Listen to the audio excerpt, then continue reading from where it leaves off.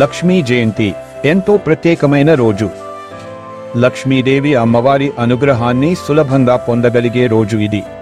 లక్ష్మీ జయంతి విశేషంగా శుక్రవారం కలిసి వచ్చింది. పౌర్ణమి, శుక్రవారం, లక్ష్మీ జయంతి అన్నీ కలిసి వస్తున్నాయి. మహా అద్భుతమైన రోజు. ఈ రోజు పౌర్ణమి తిథి ఎప్పటి నుంచి ప్రారంభమై ఎప్పటితో ముగుస్తుంది? ఎటువంటి నియమాలను పాటించాలి? అమ్మవారికి ఏ విధంగా పూజ చేసుకోవాలి? అమ్మవారి పీఠాన్ని ప్రత్యేకంగా పెట్టుకుంటే మళ్ళీ ఎప్పుడు కదిలించాలి? ఇలాంటి అన్ని విషయాలు మనం ఈ వీడియోలో తెలుసుకుందాం.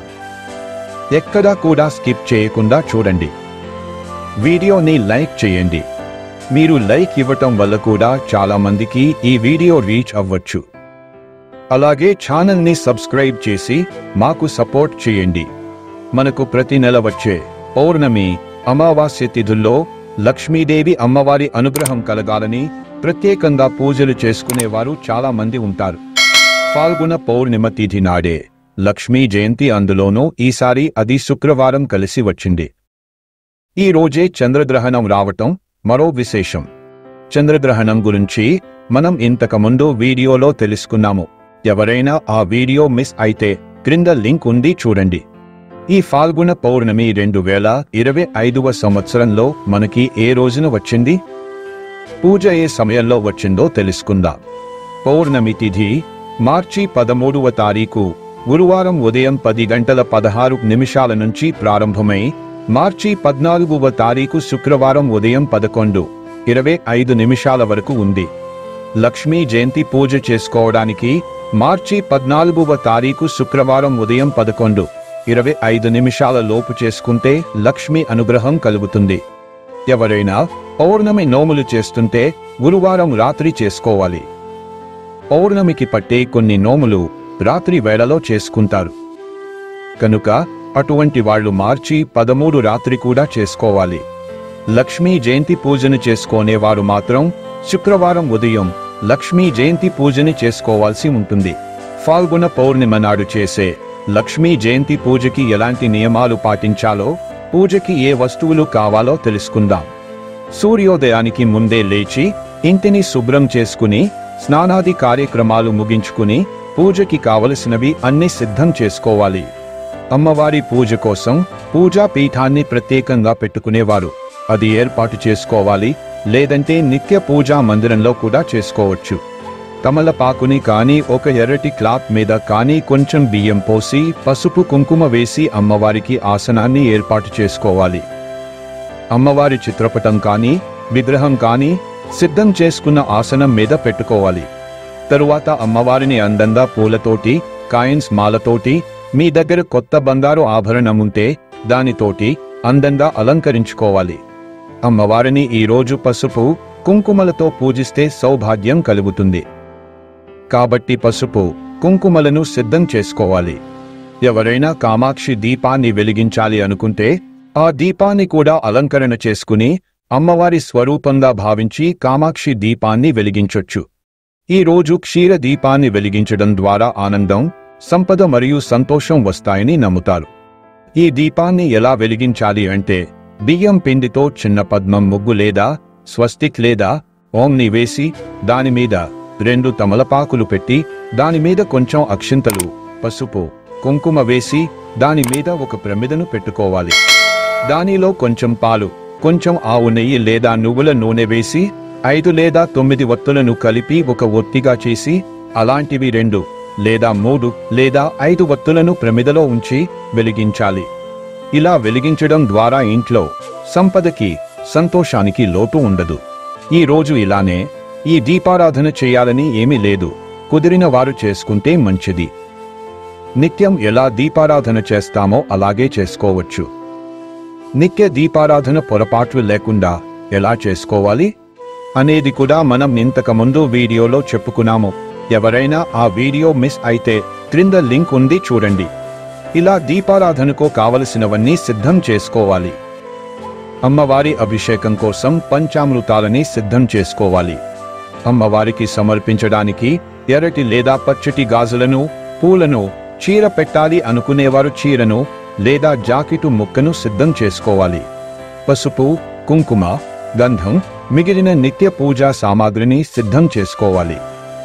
తరువాత నైవేద్యం కోసం పండ్లు, పాలతో చేసిన పదార్థాలు, కొబ్బరికాయలను సిద్ధం చేసుకోవాలి.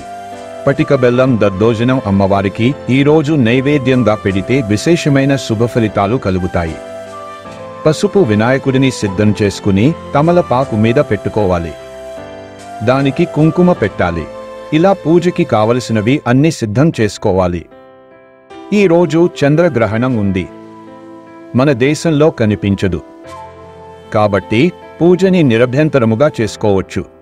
గ్రహణం రోజు చేసే పూజకి మామూలుగా చేసే పూజ కంటే 1000 రెట్లు ఎక్కువ ఫలితాన్ని ఇస్తుంది. దీప పూజ చేస్తూ దీపారాధన చేసి ముందుగా పసుపు గణపతికి షోడశోపచార పూజ చేయాలి. తరువాత లక్ష్మీదేవికి షోడశోపచార పూజ చేయాలి. ఏ మంత్రాలతో షోడశోపచార పూజ చేయాలి అనేది మంత్రాలు అన్నీ క్రింద PDF లింక్ ఇవ్వబడినది. అది చూసి చక్కగా పూజ చేసుకోవచ్చు. ఈ షోడశోపచార పూజలోనే మనకి అమ్మవారికి పంచామృతాలతో అభిషేకం వస్తుంది. అమ్మవారిది చిన్న ప్రతిమ ఉన్నవారు ప్లేటులో ఆ ప్రతిమని పెట్టుకుని అభిషేకం చెయ్యాలి. ఇలా ప్రతిమ లేని వారు అమ్మవారి ఫోటోకి పంచామృతాలను చూపించి పళ్ళెంలో వదలాలి. అమ్మవారికి అధంద పూజ మరియు అష్టోత్తరములను చదివేటప్పుడు అమ్మవారిని పసుపు, కుంకుమ మరియు పూలతో పూజించాలి. లక్ష్మీదేవిని ఇలా పూజిస్తే అమ్మవారు ప్రసన్నురాలై ధనకనక, వస్తు, వాహనాదులను ప్రసాదిస్తుంది. ఈరోజు అమ్మవారికి ప్రత్యేకంగా చేసే పూజ మార్చి 14వ తారీఖు శుక్రవారం 11 గంటల లోపు పూర్తి అయ్యేలా చూసుకుంటే మంచిది. సూర్యోదయానికి పౌర్ణమి ఉన్నది కాబట్టి ఆ రోజంతా కూడా పౌర్ణమి కింద లెక్కేసుకుని మనం పూజ ఉదయము కానీ సాయంత్రము కానీ చేసుకోవచ్చు. కానీ పౌర్ణమి తిథి ఉన్న సమయంలో చేస్తే మంచిది. ఉదయం కుదరదు అనుకునేవారు, సాయంత్రం చేయాలి అనుకునేవారు 13వ తారీఖు గురువారం రాత్రి వేళలో కూడా పౌర్ణమి తిథి ఉంది కాబట్టి 13 రాత్రి కూడా పూజ చేసుకోవచ్చు. 14వ తారీఖు ఉదయం కుదరని వారు మాత్రమే అలా చేసుకోండి. శుక్రవారం అమ్మవారికి చాలా ప్రత్యేకమైన రోజు. విశేషంగా లక్ష్మీ జయంతి కూడా ఇదే రోజు వచ్చింది. ఈ రోజు అమ్మవారికి ఇంతకు ముందు చెప్పినట్లుగా లక్ష్మీ జయంతి పూజ చేసుకోవాలి. ఈ రోజున కనకధార స్తోత్రం చదివితే చాలా మంచిది. ఎవరికైనా అప్పుల బాధలు తీరిపోవాలన్నా, ముఖ్యంగా వారికి రావలసిన ధనం ఆగిపోయి ఉన్నా అవి తిరిగి రావాలన్నా, మనం కష్టపడి దానికి తగ్గ ఫలితం రావాలన్నా కూడా ఈ రోజున కనకధార స్తోత్రం, మహాలక్ష్మి అష్టకం, అష్టలక్ష్మి స్తోత్రాలు చదువుకుంటే వాటన్నిటికీ పరిష్కారం దొరుకుతుంది. ఈ రోజు అమ్మవారిని పూజించడం వలన సంతానం లేని వారికి సంతానం కలుగుతుంది. పెళ్లి కాని అమ్మాయిలకు పెళ్లి జరుగుతుంది. ఈ రోజు అమ్మవారికి ఇష్టమైన సువాసన భరితంగా ఉండే పూలు ఎర్రటి మందారాలతో కానీ, ఎర్రటి గులాబీలతో కానీ, పసుపు కొమ్ములతో కానీ, ఇతర మంగళకరమైన వస్తువులతో కానీ, ఇవి ఏమీ లేకపోయినా కనీసం ఎర్రటి అక్షింతలు ఇంట్లో కలుపుకుని వాటితో అయినా అమ్మవారి పూజ ఆచరించవచ్చు. అమ్మవారి పూజ అయిపోయాక అమ్మవారి పూజ పీఠాన్ని ఎప్పుడు తీయాలి అనే అనుమానం రావచ్చు. లక్ష్మీదేవికి శుక్రవారం ఉదయం పూజ చేశాక సాయంత్రం కూడా దీపారాధన చేసి లక్ష్మీ అష్టోత్తరం చదువుకోవాలి. మరుసటి రోజు అంటే శనివారం మరల లక్ష్మీదేవికి దీపారాధన చేసి అష్టోత్తరం చదువుకుని దీపారాధన కొండెక్కిన తరువాత పూజా పీఠాన్ని ఈశాన్యం వైపు కదపాలి. నిత్య పూజ మందిరంలో పూజ చేసిన వారు ప్రత్యేకంగా కదిలించక్కర్లేదు. ఈ రోజున అమ్మవారి జయంతి కనుక ఈ లక్ష్మీ జయంతి రోజు ఎవరికైనా ఒక్క ముత్తైదువును ఇంటికి పిలిచి తాంబూలం ఇస్తే చాలా మంచిది. ఇంటికి వచ్చిన ముత్తైదువు లక్ష్మీదేవి స్వరూపంగా భావించి వచ్చిన ముత్తైదువుకి కుంకుమ బొట్టు పెట్టి కాళ్లకు పసుపు రాసి పసుపు, కుంకుమ, పండు తాంబూలం, శక్తి ఉంటే జాకెట్ మొక్కను పెట్టి ఆశీర్వాదం తీసుకోవాలి.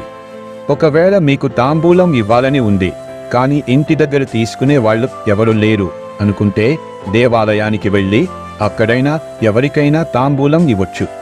అమ్మవారికి సంబంధించిన ప్రత్యేకమైన రోజు కాబట్టి ఈ విధంగా తాంబూలం ఇస్తే చాలా మంచిది.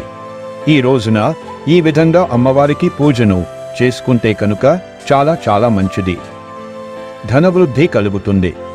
సంపద దేవతగా సకల సుఖ సంతోషాలను ప్రసాదించే అమ్మవారిగా లక్ష్మీదేవి అమ్మవారిని ఎక్కువగా పూజిస్తూ ఉంటాం. మనం కష్టపడే ప్రతి రూపాయి మనకి మిగలాలి, ధనవృద్ధి కలగాలి, ఆర్థిక పరిస్థితి మెరుగుపడాలి, పిల్లలు బాగా వృద్ధిలోకి రావాలి, ఇలా అన్ని రకాల కోరికలను అమ్మవారి ముందు విన్నవించుకుని ఈ లక్ష్మీ జయంతి రోజు ఈ విధంగా లక్ష్మీ జయంతి పూజను చేసుకోవాలి. లక్ష్మీదేవి కటాక్షం అందరికీ కలగాలి అని కోరుకుంటుంది మీ TNT తెలుగు వారు.